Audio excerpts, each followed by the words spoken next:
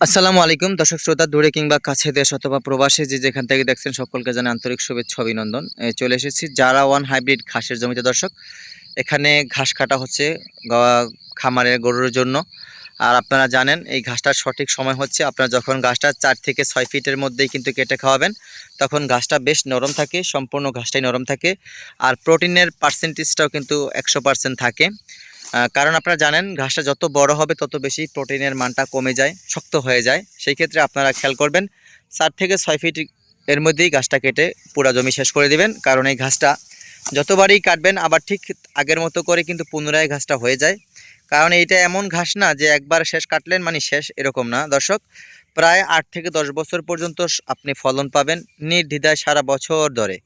আপনি একবার রোপণ করলে অন্ততপক্ষে এই গাছটা রোপণ করার পরে দুই মাস লাগে অন্ততপক্ষে গাছ কেটে খাওয়ার উপযোগী করতে। তারপরে প্রতি 1.5 মাস, 1 মাস 15 দিন পর, মানে 45 দিন পর পর কিন্তু ঘাসটা কাটতে পারবেন, যদি আপনি সঠিকভাবে ঘাস চাষ করে থাকেন এবং আপনার জমি পরিচর্যার উপর নির্ভর করবে আপনার ঘাসের ফলন। দর্শক, এই দেখেন এখানে কিন্তু অনেকগুলো আঁটি কাটা হয়েছে। এই ঘাসটা যখন আপনার পুরো লেভেলে কাটা হবে তখন একটু ইউরিয়া সার বা গোবর দিয়ে দিলেই কিন্তু, জৈব সার যেটাকে বলি, তাহলেই কিন্তু গাছটা আর কোনো সার প্রয়োগ করতে হবে না। একবারই কিন্তু গাছটা আবার এরকম কেটে খাওয়ার উপযোগী হয়ে যাবে।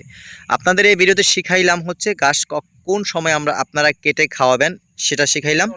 আর যদি এই ঘাসটা চাষ করতে চান দর্শক শ্রোতা, তাহলে আপনারা কি করবেন, পরিপক্ক কাটিং সংগ্রহ করতে হবে। সেই ক্ষেত্রে খেয়াল করবেন যারা মূলত কাটিং উদ্যোক্তা আমাদের মতো প্রতিবেদনের মাধ্যমে ঘাস চাষ দেখিয়ে থাকে এবং আপনারা ঘাসের কাটিং বিক্রি সংগ্রহ করার জন্য বিজ্ঞাপন দিয়ে তাদের কাছ থেকে সংগ্রহ করবেন।